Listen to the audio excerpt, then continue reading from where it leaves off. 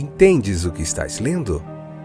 O podcast que te leva através das páginas da Bíblia, livro por livro, capítulo por capítulo. Uma exposição bíblica emocionante. Aperte os cintos e embarque comigo nesta viagem.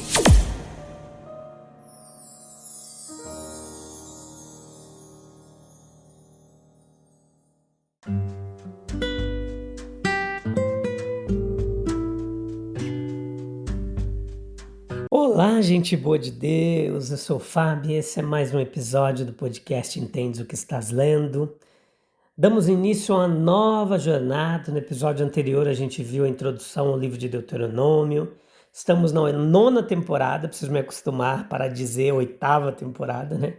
Fiquei bastante tempo dizendo 8ª temporada, agora é 9ª temporada, capítulo 1, parte 1, episódio de número 692. Vamos aprender sobre o livro de Deuteronômio, capítulo por capítulo, muita coisa interessante e importante que Deus tem para nos ensinar, para a gente aprender muito da palavra de Deus, tá bom?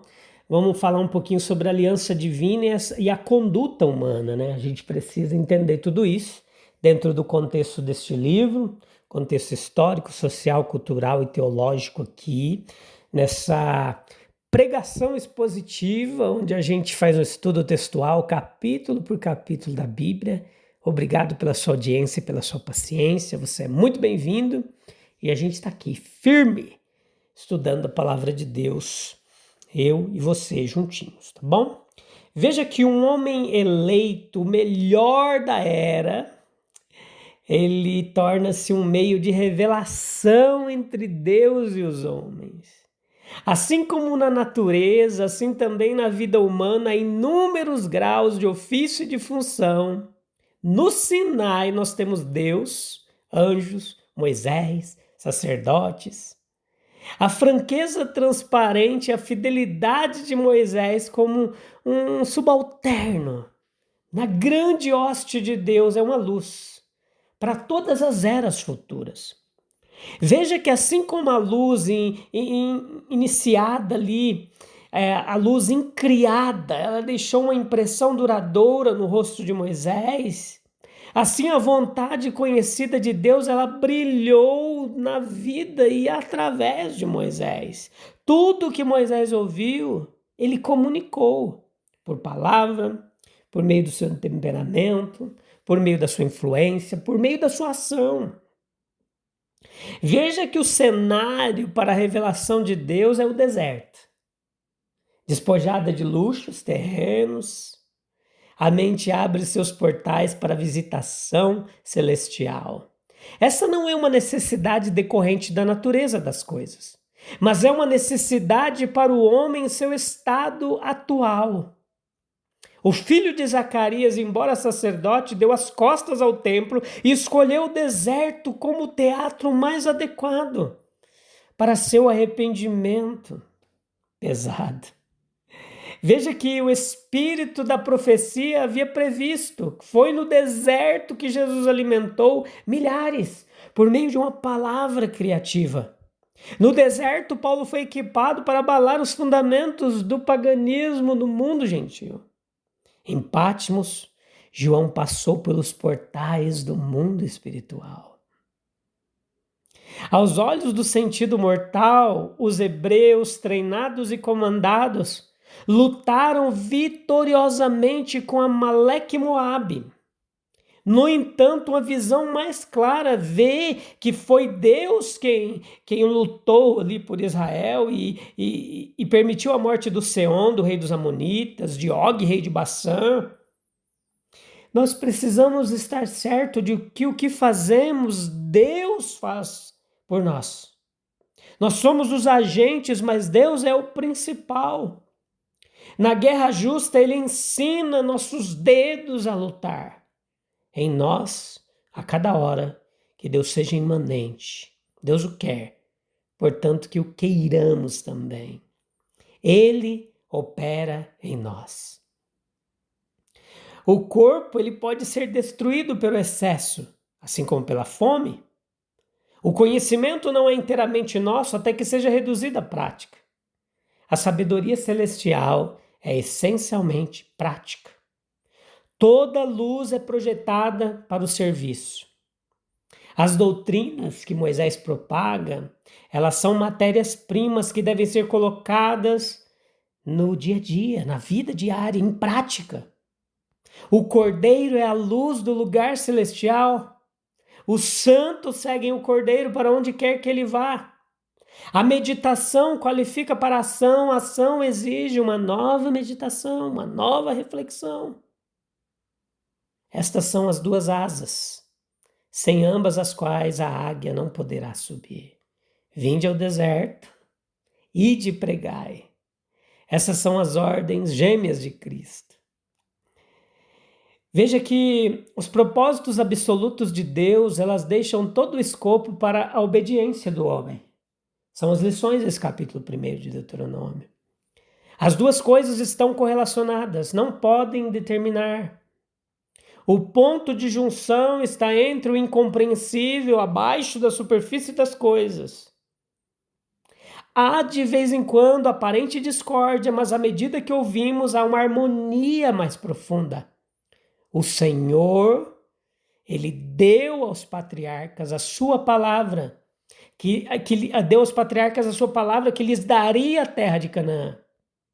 No entanto, os espiões trouxeram um relatório ruim, e o povo debateu, murmurou, vacilou, como se tivessem sido os árbitros de seu destino.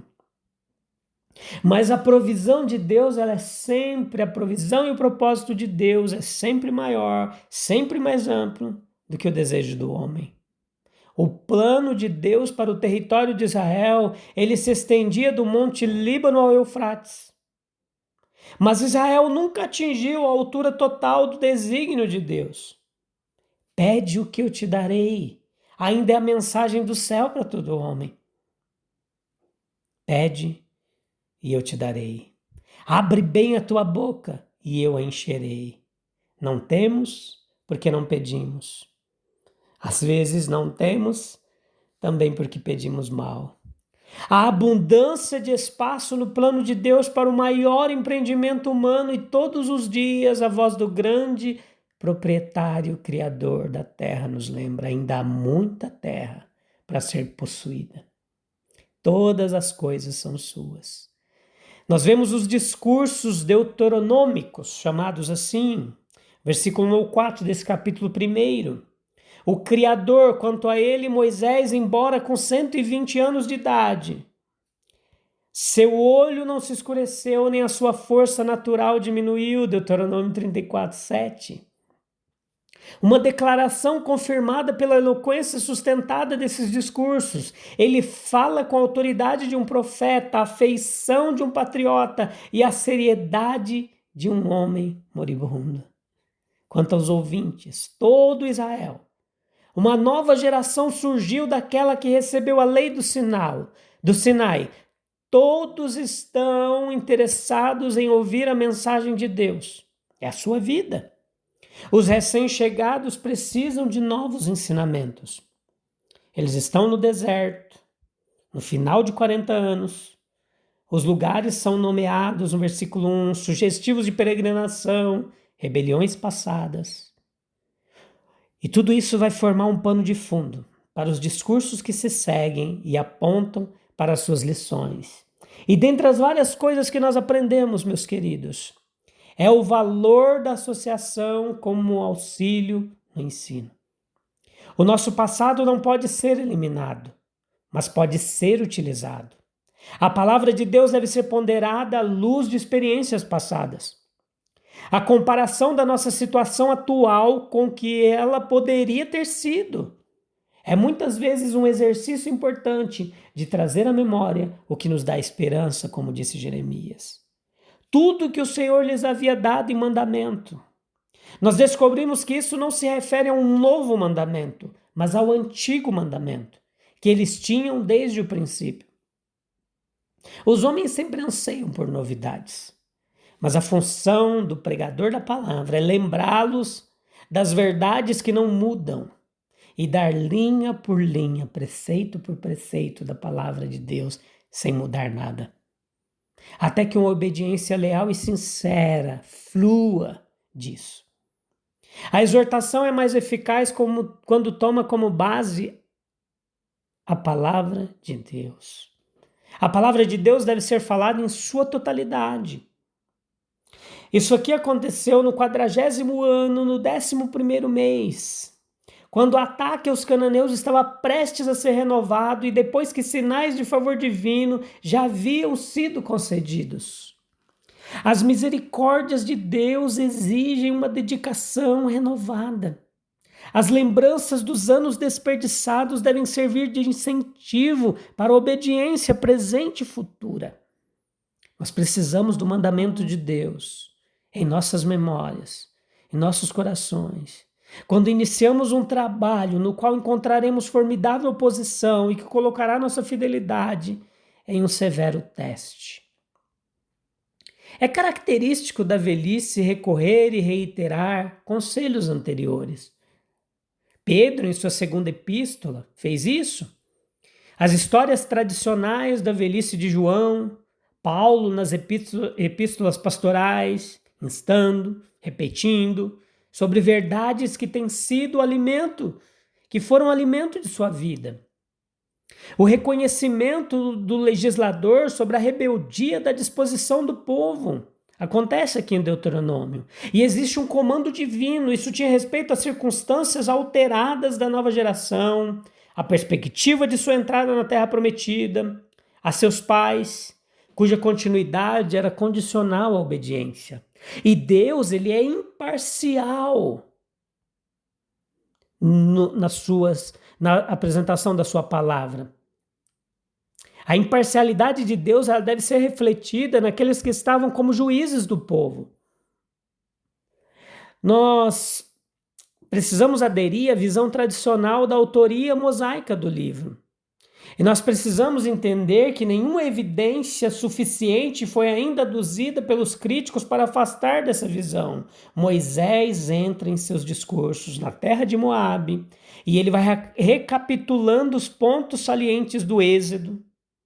A primeira referência notável é a nomeação dos juízes e as qualificações e instruções aqui registradas são adequadas para lançar uma luz preciosa sobre o caráter divino. Aqui a gente vai observar que não deveria haver respeito às pessoas no julgamento. É aqui que podemos citar uma definição que nos ajudará materialmente nesse assunto, pela palavra pessoa. Nas Escrituras não significa um homem, mas aquelas coisas em um homem que, sendo visível aos olhos, geralmente conciliam favor, honra, dignidade, ou vai atrair ódio, desprezo e desgraça. Tais são riquezas, poder, nobreza, magistratura, país ou elegância de forma, por um lado, e por outro, pobreza, necessidade, desleixo, desprezo e coisas semelhantes. Quanto a esses juízes judeus, eles foram orientados a permitir que desses acidentes pessoais não influenciassem seus julgamentos nos casos confiados a ele, mas que decidisse com as questões com pura justiça e equidade baseada na lei de Deus. Não poderia haver temor do homem nos seus julgamentos. Eles não podiam ser parciais. As consequências para eles mesmos não deveriam ser consideradas.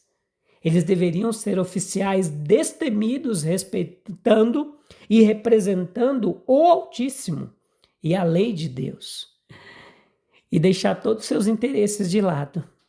Aqui traz lições preciosas para a gente hoje, para os líderes. Deveriam agir como esses juízes, com imparcialidade, com justiça, colocando a lei de Deus em primeiro lugar e não os interesses próprios. Aí complica. A gente vê aqui o caráter de Deus revelado na estreita imparcialidade de Deus, que ela não poderia ser questionada. O seu procedimento deveria ser extraído da palavra divina quanto aos juízes. todo o plano de salvação pela graça, ele não é dessa forma. A graça, sem dúvida, é um favor gratuito e imerecido. Se então a salvação é pela graça, Deus não deve ser responsável pela acusação de parcialidade. Então, meus queridos, quando o assunto é examinado mais de perto, nós descobrimos que a salvação, pela graça gratuita, é a evidência mais conclusiva da imparcialidade de Deus. Ela está realmente dizendo a todos os homens, a menos que vocês desistam da noção de se recomendarem a mim, a menos que vocês renunciem à ideia de alguma reivindicação especial em seu ser ou sua vida sobre mim, a menos que em uma palavra vocês deixem de lado a fantasia de que vocês devem ser tratados parcial e excepcionalmente, que é todo o significado da justiça própria, eu não posso salvá-los. Isso é imparcialidade par excellence. E essa é exatamente a posição de Deus ao oferecer salvação aos homens. Todos os que recusam a salvação estão realmente se recusando a ser tratados imparcialmente. E estão clamando por considerações excepcional, com base em algum mérito imaginário que só existe na imaginação deles. E essa é a revelação do caráter de Deus aqui, nesse primeiro capítulo, quando os juízes chamados por Moisés são convocados a agir com justiça e equidade. A gente vai continuar nos próximos episódios, ainda nesse capítulo 1, e em muitos outros, entendendo todo o texto e o contexto, tá bom? Foi só um introdutório hoje. A gente vai parar por aqui para não ficar muito grande. Eu vou encerrar com uma oração. Eu te convido a buscar um local em silêncio para a gente clamar a presença de Deus. E a gente volta no próximo episódio, eu te encontro lá, tá bom?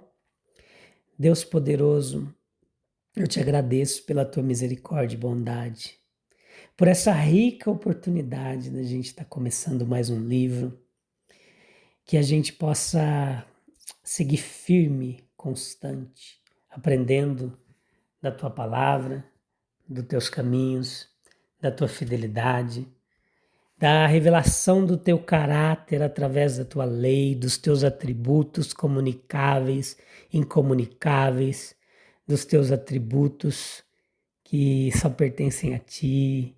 Enfim, é uma honra e um privilégio poder se debruçar sobre a tua palavra, poder meditar com os meus irmãos. Abençoe a vida de cada um, que eles tenham ânimo, coragem, força, paixão e sede pela tua palavra. Em nome de Jesus, eu te agradeço. Continua conosco. Seja nosso companheiro nessa jornada, nos ensinando, nos instruindo. Que seja mais do que teologia, que seja comunhão, que seja devoção, que seja direção do teu Espírito para a gente aprender de ti.